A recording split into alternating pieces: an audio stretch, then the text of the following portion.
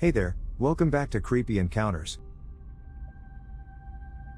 Please like and subscribe to the channel if you enjoy the videos.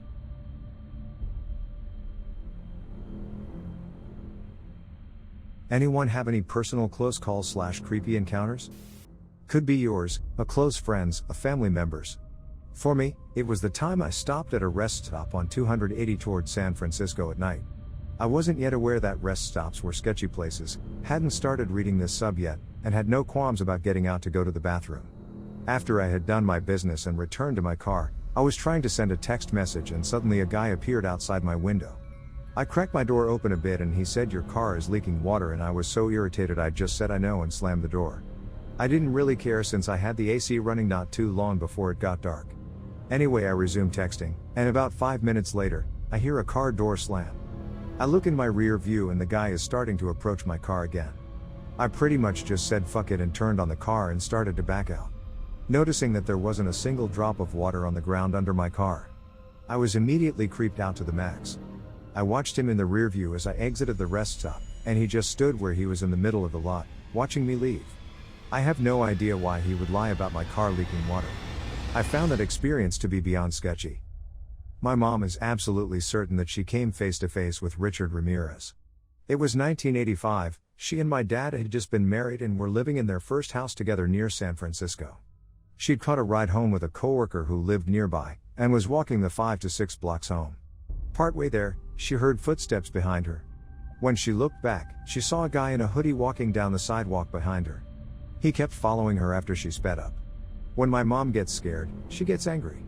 She stopped in her tracks, turned around, looked the guy straight in the eye, and yelled, "What?" He didn't say anything, didn't even flinch. They just stared at each other for several seconds, then he turned around and started walking the other direction. He crossed the street maybe a block or two away and got into a car. My mom didn't stick around. She hopped a neighbor's fence to get home and went in through the back door, just in case he was still trying to follow her. She and my dad figured it was just some random crazy person to look out for in the neighborhood. But days later, police identified Richard Ramirez as responsible for the Night Stalker murders and splashed his picture all over the news to aid in the manhunt. My mom recognized him instantly. She'd stared this person in the face for a good long time, and for whatever it's worth, I can attest that she's very good with faces.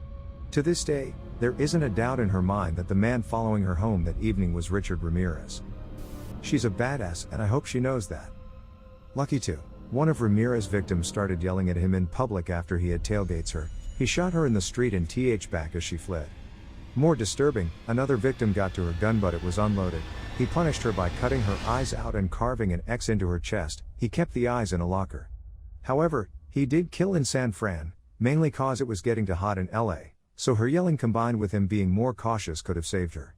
One last note, he claims to have beaten an Asian woman to death that he picked randomly on the street in SF, but police never linked a case/body. I was jogging on the greenway, and a stranger ran up and grabbed me from behind in a chokehold. He dragged/carried me into some bushes, where we fell together. I am tiny, and I was terrified.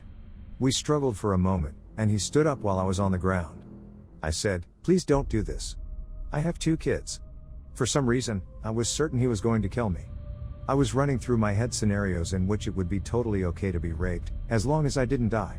I think I had that idea because I couldn't breathe when he grabbed me, so I assumed he meant to choke me. In retrospect, I'm not sure that's true. He put his hands in his waistband like he was going to undo his pants, and then he suddenly said, "Oh my God. I thought you were someone else." I was so freaked out, I said, "That's okay, please just go."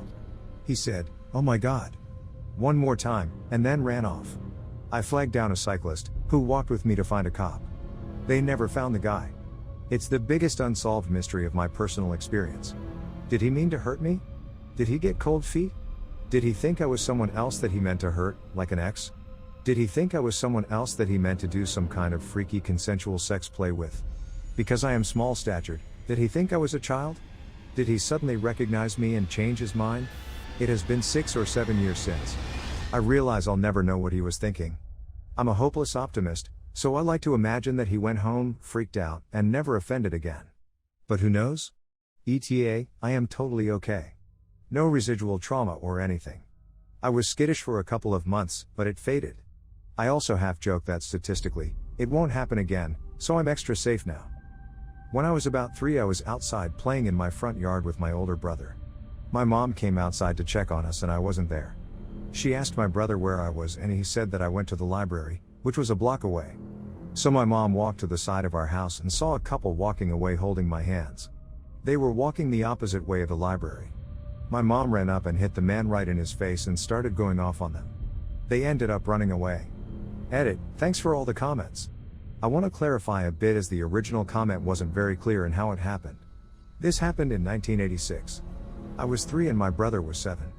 Most kids played outside by themselves. I'm a male, not a female. The man and woman were about 30 and were walking by our house. They asked us if we wanted to go to the library. My brother told them we had to ask our mom and ran inside to ask her. She came running outside and I was gone. Our house was second from the corner. The library was visible from our house. It was across the street and up 1 block east. My mom ran to the corner and they had walked around the corner from our house walking west.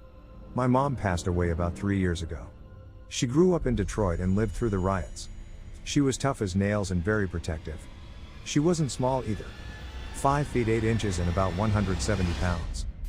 I've had a couple close calls happen to me but they aren't particularly interesting. My mom, however, had a really bad one. This happened probably in the early 90s. She and her best friend had gone out drinking one night. While they were at the bar, 2 strangers were trying to flirt with them, but just came off as creepy. The creeps wouldn't leave mom and her friend alone, so they decided to leave. They went back to the friend's place who lived in a trailer park then, and my mom stayed the night. Sometime after they got back they heard a small noise at the door. They looked out the window and saw the 2 men from the bar at the front door quietly trying to break into the trailer. The friend grabbed the phone to call 911 but the line was dead. If I remember correctly, they grabbed large kitchen knives, banged on the window and showed they were armed and let them know they would kill them if they came in. The men took off and neither mom nor friend slept that night. Next day they found out the phone was dead because the men had cut the phone line to the trailer before they tried to break in. A friend and I went to Atlantic City, early 2000s, and we had a great time, but on the way back to my friend's shore house we got lost. My BlackBerry had spotty service at the time and we were lost somewhere in New Jersey. We stopped at a restaurant and decided to try and get directions. The restaurant was the only one around for miles and on a Friday night we were the only ones there. We ordered water and the waiter brought us Coke. Our waiter was super creepy and after eating, another waiter brought us the bill which we didn't even think about.